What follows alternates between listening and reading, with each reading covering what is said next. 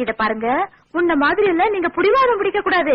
நம்ம 2 பேரும் சேர்ந்து வேலைக்கு போனாதான் வீடு வாசல் எல்லாம் வாங்கி 4 பேருக்கு முன்னாடி கௌரவமா வாழ முடியுங்க.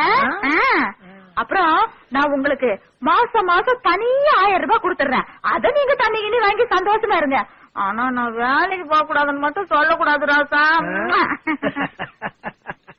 ஏண்டி, ஒரு மாசம் வேலைக்கு போன உனக்கே இவ்வளவு கிரிமினல்லாம், வருஷம் பூரா தெருநாய் மாதிரி சுத்திக்கிட்டு இருக்க எனக்கு எவ்வளவு கிரிமினல்.